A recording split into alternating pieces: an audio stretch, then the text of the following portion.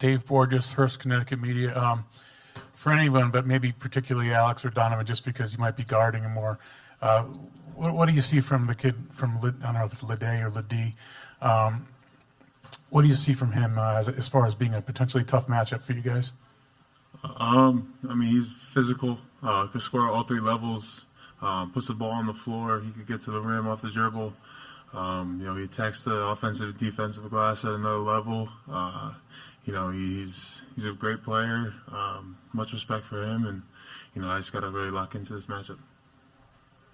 Yeah, like Donovan said, he pretty much covered it all, but he's probably the most improved player in the country so far this year, and just the jump that he made from last year to this year, it's really remarkable. And I mean, he's an outstanding player, and he's definitely a key focal point for us.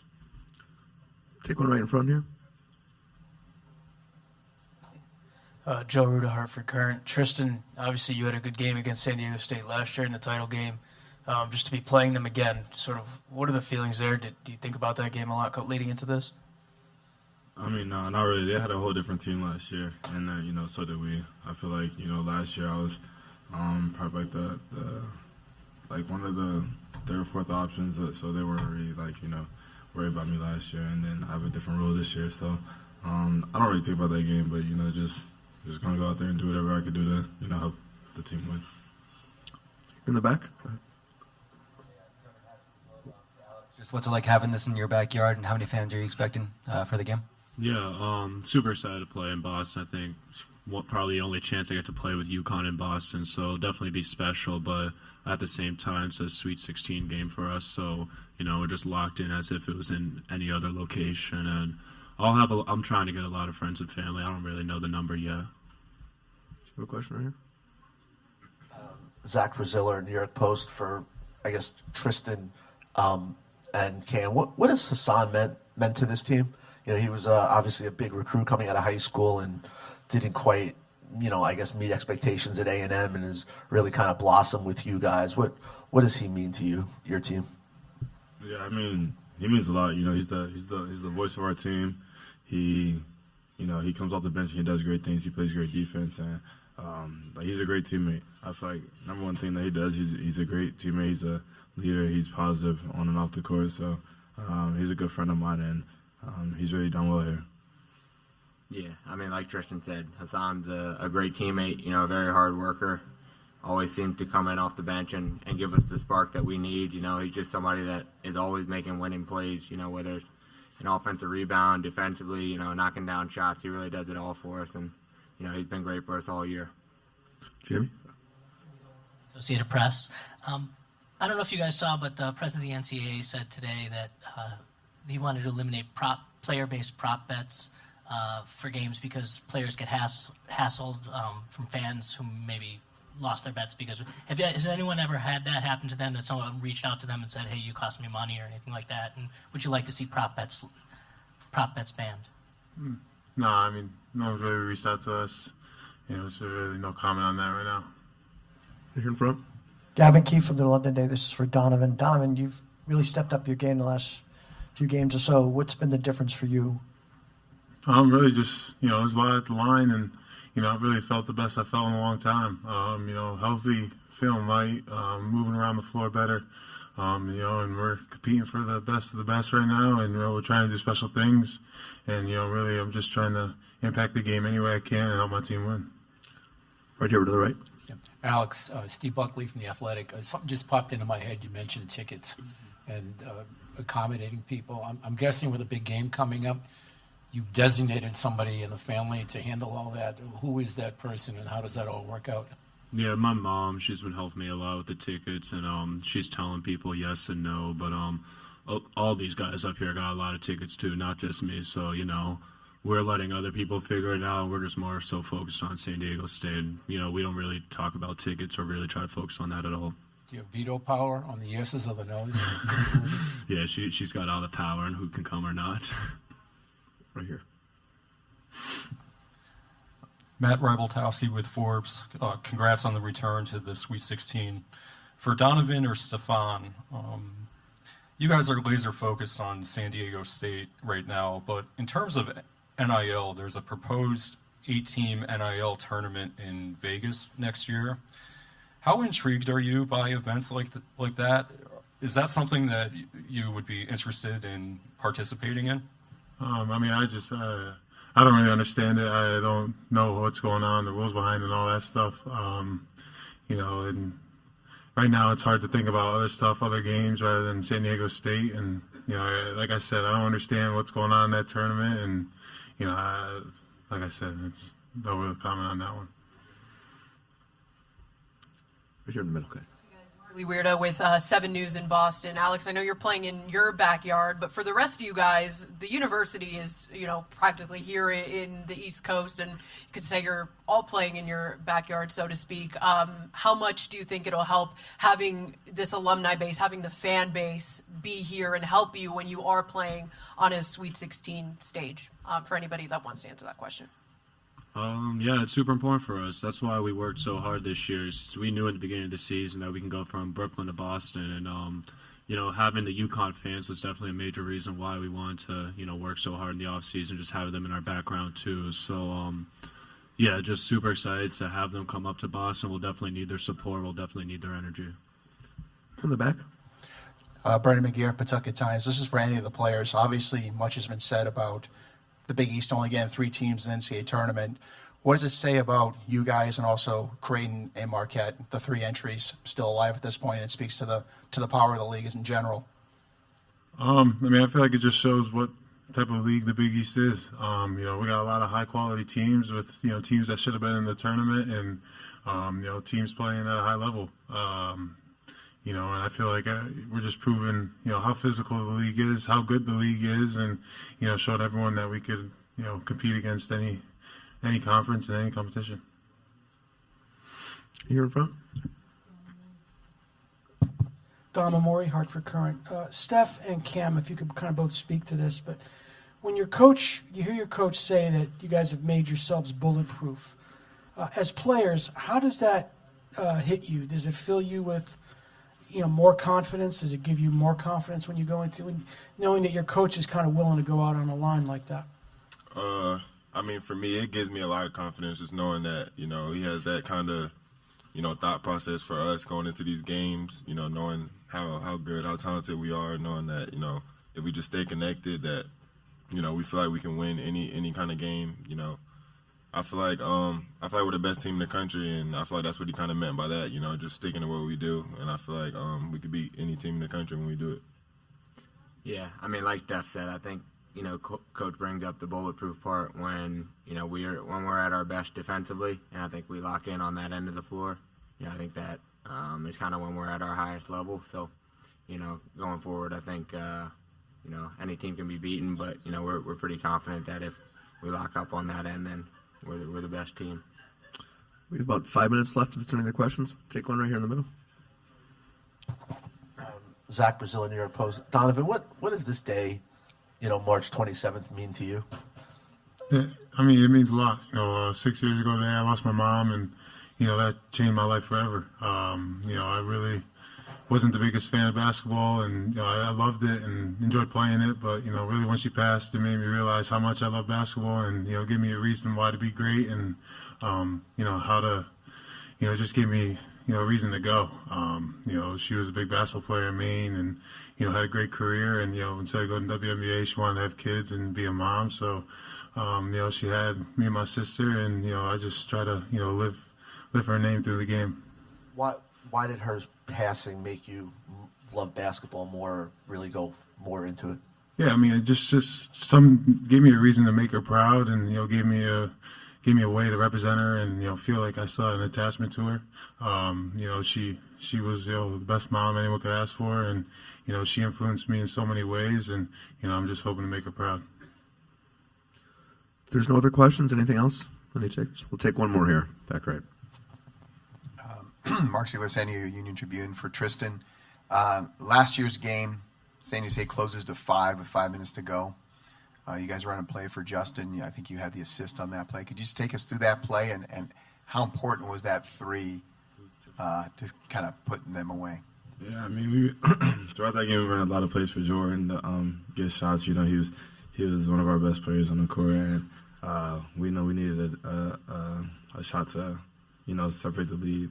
We were up pretty much the whole game, and they started to come back. And Jordan was he was our best shooter last year, so it was a good play, and Coach dribbled a good play for him, and he knocked down a shot, so it was a big play in the game.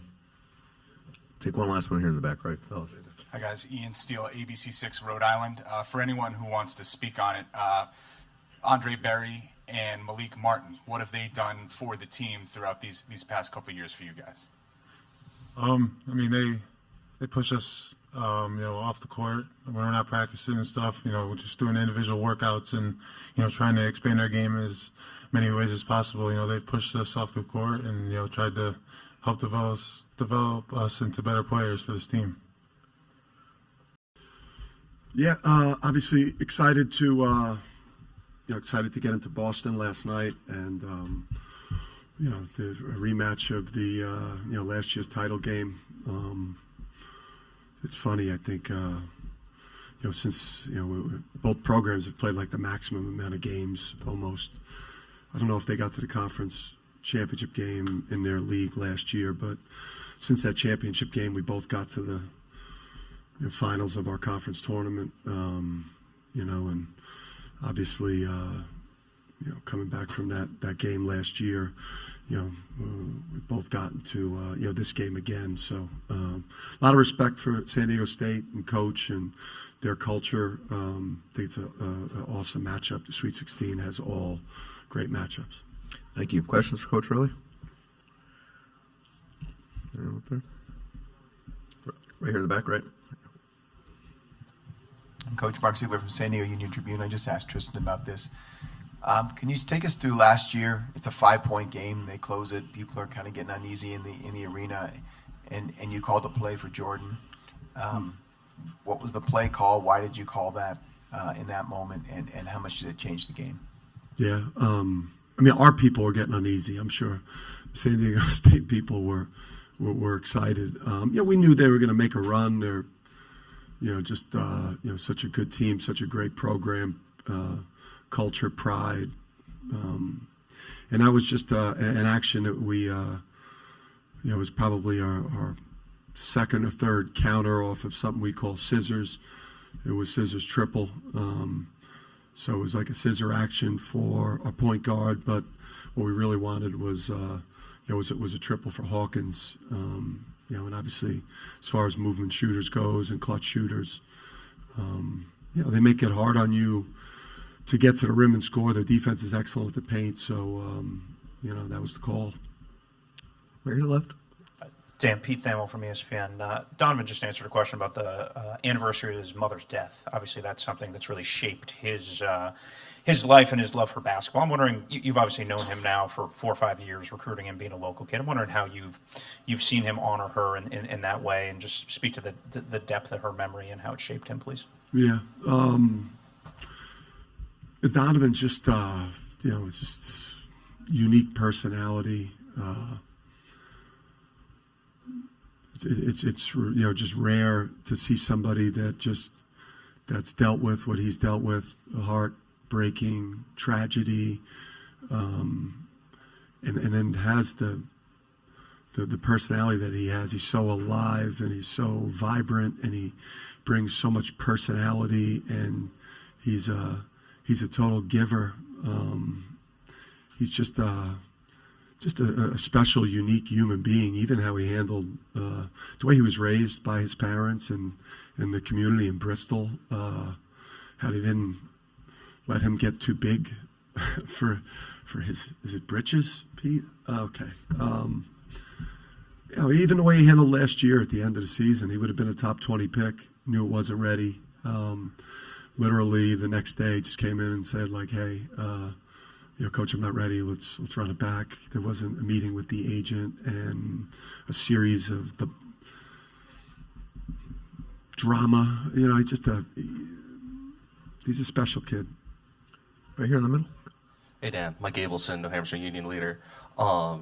Two for you. Can you speak to Solomon's continued development and the way he's evolved as a bench player, as a true freshman, and then what does Hassan's veteran experience bring off the bench? Yeah, just with Haas, we wouldn't be where we are without that veteran, multi-positional guard. Obviously, he's built well for the Big East, and games like tomorrow because he's physical and he's aggressive, and the shooting is improved. And you can't win in this tournament without depth. And then Solo, especially in the non-conference, Solo was awesome for us. We don't win the Carolina game without him.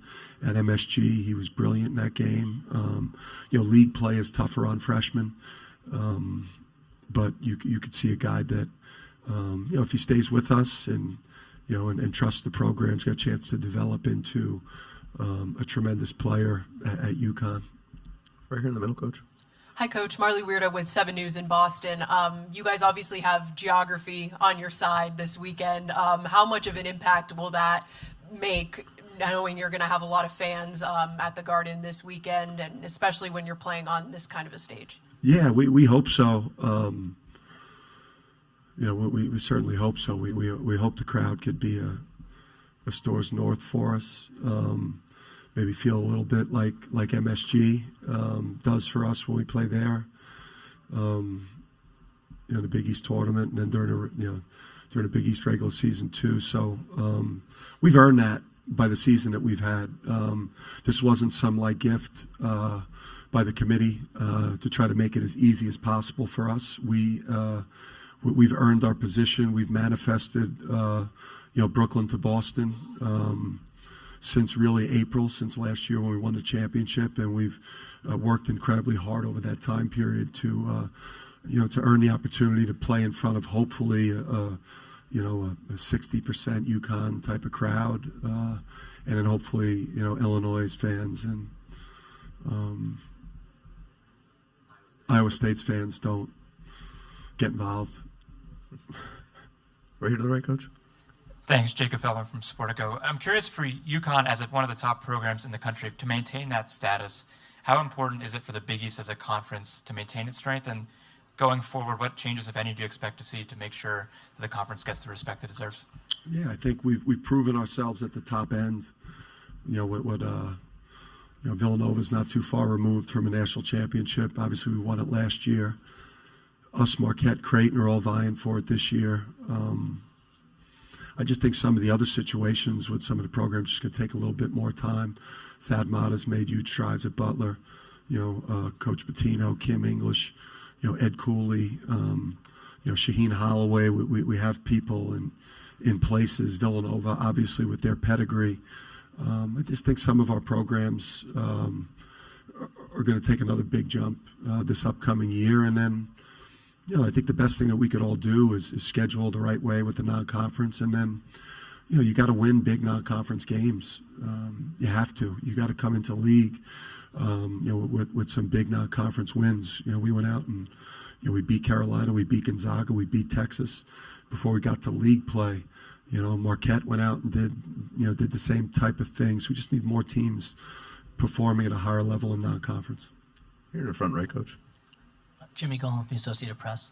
Charlie Baker said today that he wanted to see states ban player-based prop bets because it creates pressure on players. Some people are reaching out to players and kind of blaming them for losing their bets. Is that something you'd like to see to take some of the pressure off the players? Yeah, social media is...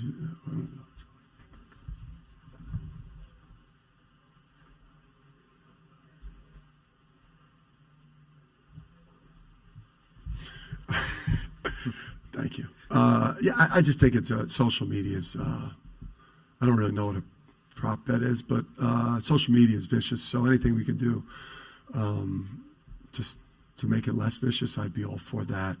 Relative to Charlie Baker. Coach, right here at the front. Yeah, no problem. Is it down? Oh, Tara Sullivan from the Boston Globe. How are you? Tara, what's up? I read some of your previous quotes about the transfer portal. I'm sorry, I hope you weren't asked it today. If you could change it to a certain way, what's your, is there an ideal way it could be better, should be better? What do you see?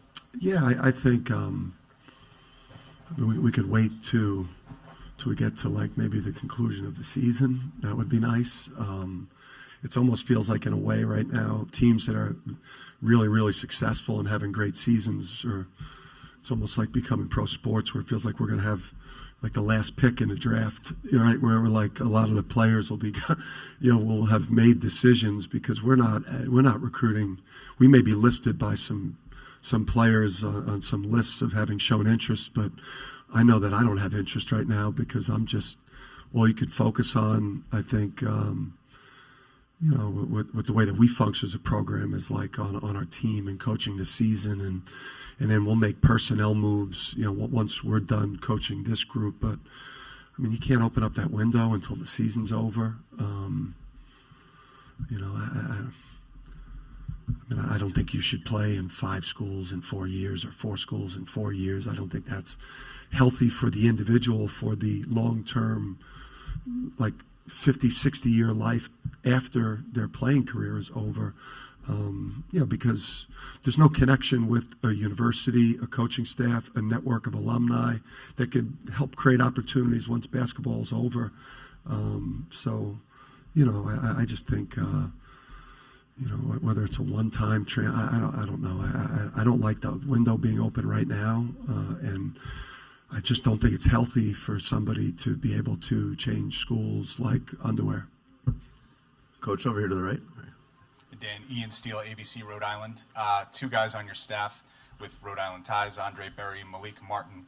What makes them good additions to your staff? What do you see for them in the future in this business? And maybe going back to them when they were younger, pinpoints that you saw. Yeah, I mean, Andre was a championship player for me at Rhodey, and and a guy that he didn't have instant gratification. He had to earn a role and develop over time. So he's got a great message for my current players that are either having to earn their role or trying to become a high-level player. And obviously the Martin family, there's no better family than the Martin family.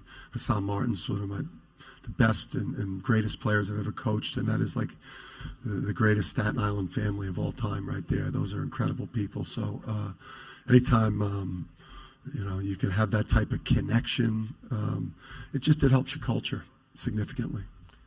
Back right here, Coach. Adam Kilgore with the Washington Post.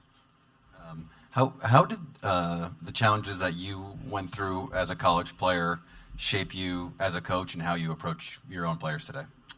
Yeah, I just think maybe sometimes coaches or coaches that weren't the greatest players, or were pretty good or had their moments. But then also went through some struggles. You could just relate to the entire roster in a unique way. That way, all players at all different points of season. And then I also think, when you've had times in your playing career where you've struggled, I do think it hardens you, it toughens you up. You've dealt with a lot of adversity, and you know how to handle failure. And I think as a coach, in this business, if you can't handle adversity, failure, you're going to have a very, very hard time. So, bricking all those shots back at the Hall certainly paid off. Right here in the middle, Coach. Hey, Dan, one more for you. I had a lot of talk with the guys, how does last year build into this year? But for you as a coach, what do you learn coaching a national champion that you then take into the future? Because I know you had good teams at Wagner, a couple tournaments at URI, but reaching the mountaintop, how do you then evolve as a coach and learn from it yourself? Yeah, I just think you take the confidence from that. Obviously, we followed up that with we've been the best team in the country, this year, and with what we've been able to accomplish. Now, we're not going to be able to trade that in for anything tomorrow night versus the team we faced last year in the finals. But we bring the confidence.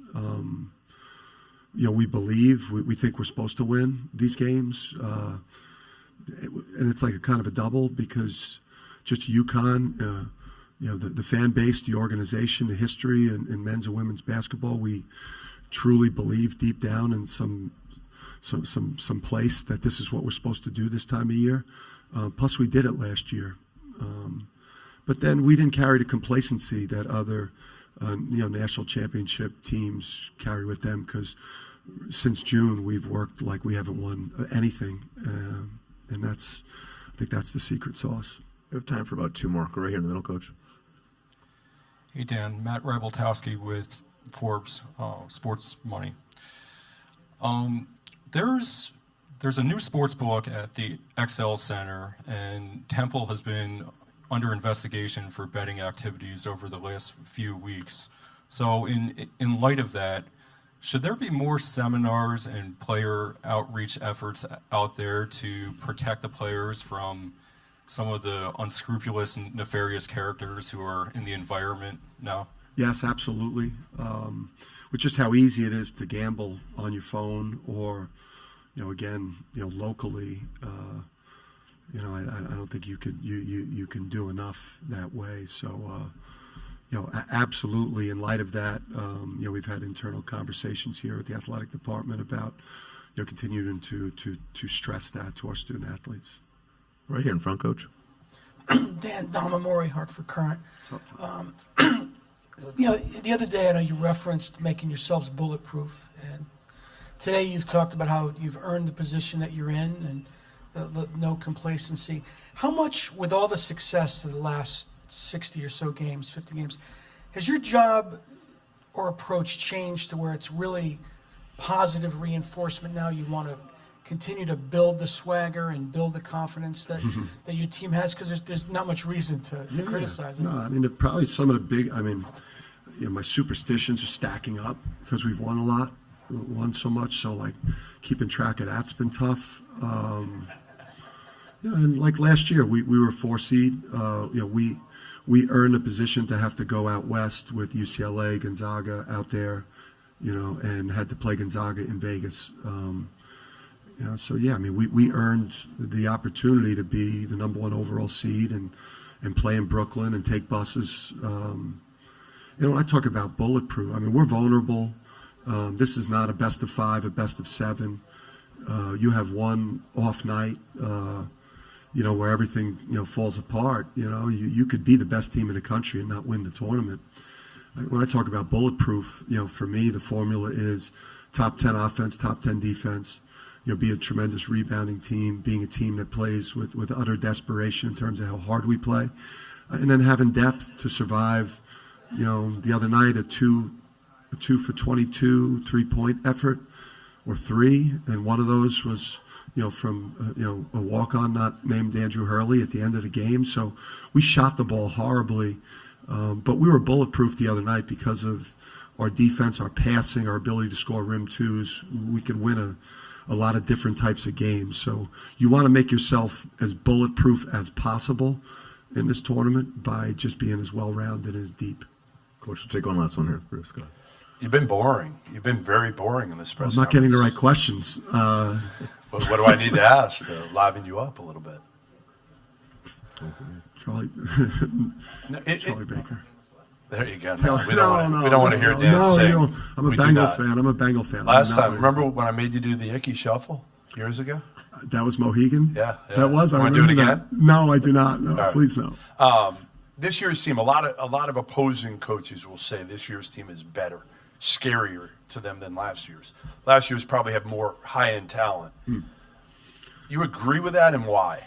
This team fits. I just think that the pieces fit so well. I think a lot of it's been, trial and error. Those couple of years when we weren't successful in the tournament, just the personalities, the skill set, obviously adapting to, the analytics and the modern game from an offensive standpoint, the growth there as a coach and in terms of roster, roster construction.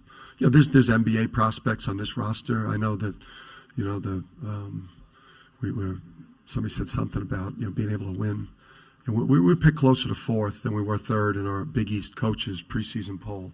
So I know somebody on ESPN said something we could beat an NBA team or some bizarre shit. That's that's crazy talk. But we do have several players on this team that are going to play in the NBA, are going to be drafted in the NBA, are going to be drafted in the lottery in the NBA. And you can't deny when you watch this team play that it's a fun team to watch because the ball moves and we share it and we play for each other. You could see the culture, you could see the energy, you could see the commitment to defense, you could see the personalities. up and down the organization. It's it's been a great team. It's just been it's been a fun team. I think we finally have kind of figured out the formula. Coach, thank